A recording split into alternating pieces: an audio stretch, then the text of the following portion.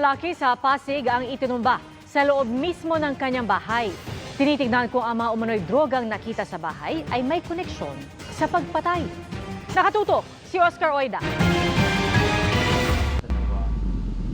Magkakaiwalay na naglakad ang tatlong lalaking ito nang makunan sa Pasig. Sa A. Mabini Street, papasok sa Dr. Pilapil Street. Paglipas ng 5 minuto, makikitang tumatakbo na sila palayo. Ang isa, may hawak pang baril. Pinasok na pala ng mga ito ang isang bahay sa lugar at pinagbabaril umano ang 36 anyos na kinilalang si Mark Pablo. Nadala pa sa mga barangay security force natin sa Childhood Hospital at doon diniklara ng attending physician na dead on arrival. Ang buong pangyayari, nasaksiyan pa umano ng kinakasama ng biktima na tumangging humarap sa aming kamera. Pero kwento niya sa mga pulis, Ayon po sa kanya, patulog na daw sila nung napansin nilang doon sa kanilang CCTV na may packet na 3 lalaki. Kaya mabilis silang nagtagong 2. Sinira yung pader, kaya nakita, napasok ngayon. Nung pinasok ngayon yung kwarto, doon binagbabaril yung lalaki. nakuha sa crime scene ang 6 na basyo ng bala at ilang drug paraphernalia. Inaalam pa kung may kinalaman ba sa droga ang krimen. Previously kasi meron siyang drug cases, possession. Nahuli siya sa Mandaluyong, I think April 7, 2017 pa. So binabacktracking natin yung background ng biktima. Patuloy ang pangalap ng mga pulis na makakuha ng CCTV sa lugar para malaman ang pagkakakilanlan ng mga suspect. Para sa GMA Integrated News, Oscar Oida, nakatutok, 24 oras. Ikinatuwa ng grupo ng onion growers ang pagpapatigil ng importasyon ng sibuyas sa bansa. Sa panayam ng Super Radyo DZBB kay Jimmy Vistar, board member ng Nueva Ecija Onion Growers Association, sinabi niyang tama ang ginawa ng Department of Agriculture lalo't panahon ng anihan ng sibuyas ngayon na magtatagal hanggang Abril. Kakayanin daw ng mga lokal na magsasaka na maging sapat ang supply ng sibuyas sa bansa. Pwede naman daw mag-angkat ng sibuyas sa buwan ng Setyembre, 5 buwan matapos ng anihan. Pero para naman kontrolin ang pagdami ng harabas o armyworms na pumipeste sa mga taniman ng sibuyas, gumagamit na sila ng biofertilizer. Hiling din nila sa gobyerno na buksan ang cold storage facilities para makapag-imbak ng sibuyas. 2 years ago, napakarami namin sibuyas ay nalulusaw kasi wala kaming pag-iimbakan. Okay. Pero kung i-provide ng gobyerno, pangunguna ng DE, nabantayan nila itong mga storage facilities na papasukin kami at isanksyon nila kung mag-violate, kayang-kaya natin tugunan. Hindi na kailangan mag-import.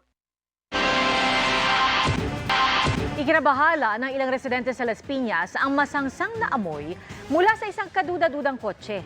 Pero ang inakala nilang amoy bangkay, naiwan palang ulo ng lechon. Nasaan ang driver? Alamin sa pagtutok ni Von Aquino. Nabahalang ilang residente sa kotseng ito na ipinark sa Barangay Talondos, Las Piñas City.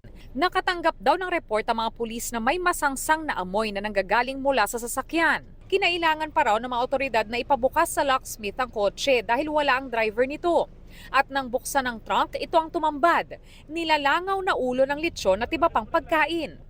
Kasi po, ang amoy ng karne ng baboy at karne ng baka ay katulad din ng sa taong patay. Ang driver ng kotse inaresto pala noong madaling araw makaraang manutok umano ng baril sa mga security guard ng subdivision. Hindi niya parang na-offend siya doon sa ayaw siya kagad papasukin. Dito na raw tumawag sa mga pulis sa mga security guard na nagsampa ng reklamong grave threat sa suspect.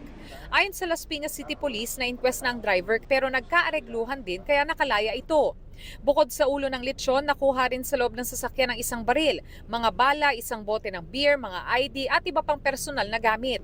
Bagamat may naipakita naman daw na license to own and possess firearm ang driver, i-verify pa raw ito ng mga pulis. Magkakaroon kami ng case build-up with the prosecutor's office, no? At magre-regular filing kami ng violation ng Republic Act 10591. Tumangging magbigay ng pahayag ang driver.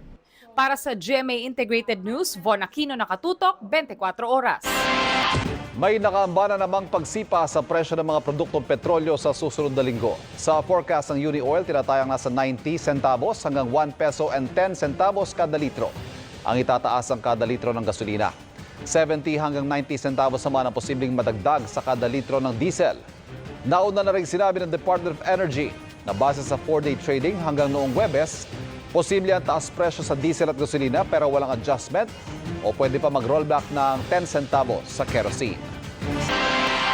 Nasundan ng tensyon at gulo ang masayang pagdiriwang ng pista ng Senyor Santo Niño sa Tondo, Maynila. Dahil umano sa tamang hinala, ilang lalaki ang nagpaulan ng bote ng alak at upuan na ikinasugat ng di bababa sa 5. Ang nahulikam na gulo sa pagtutok ni Darlene Kai. Nagkakasiyahan ng mga residente ng Barangay 38, Tondo, Maynila dahil piyesta ng Santo Niño mag-aalas 11 kagabi. Sunod-sunod na nagdatingan sa Kagitingan Street ang ilang lalaking nakaasul na t-shirt.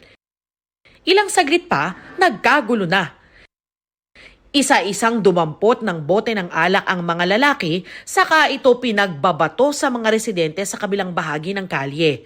Nagtulakan, nagbatuhan na rin ang mga upuan. Natumba pa ang isang motorsiklo. Maya-maya, dumating ang mga pulis para umawat. Nagkasugat sa ulo at paa si Eladio. Bakas pa ang dugo sa kanyang damit, pati sa kinakasama niyang si Michelle. Yung isang kasama po namin, lasing na kasi tumumba yung babae. Ginilid na po namin, pinapauwi namin. Sabi ko, umuwi ka na, lasing ka na. Sakto, dumaan po sila nakamotor. Yung pong dayo, may angkas na babae.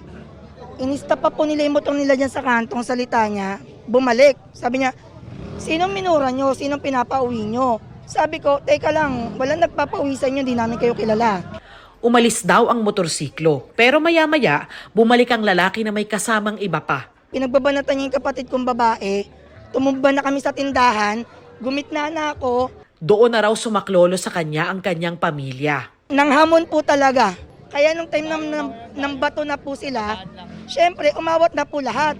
Ang problema, may kasama, nagpaulan na po sila ng bote. Ang daming inosente na nadamay. Inundayan ako eh. Nagsasaksa ako dito eh. Ginanong ko siya eh. Tapos, kala ko pinalo lang ako kaya pumunta ako ron. Ang dami ng tulo ng dugo. Nung nakita ko may dugo na ako, lumusob na ako. Hindi bababa sa 5 nilang kaanak at kapitbahay ang nasugatan sa gulo. Rumesponde rin agad ang mga taga-barangay pero hindi na nila inabutan ng grupo ng mga lalaki. Hindi raw sila taga roon. Patuloy ang investigasyon sa insidente. Para sa GMA Integrated News, Darlene Kai, nakatutok 24 oras. At yan po ang mabalita ngayong araw ng Sabado para sa mas malaking misyon at mas malawak na paglilingkod sa bayan. Ako po si Pia Arcangel. Ako po si Ivan Mayrina mula sa GMA Integrated News, ang News Authority ng Pilipino. Nakatuto kami 24 oras.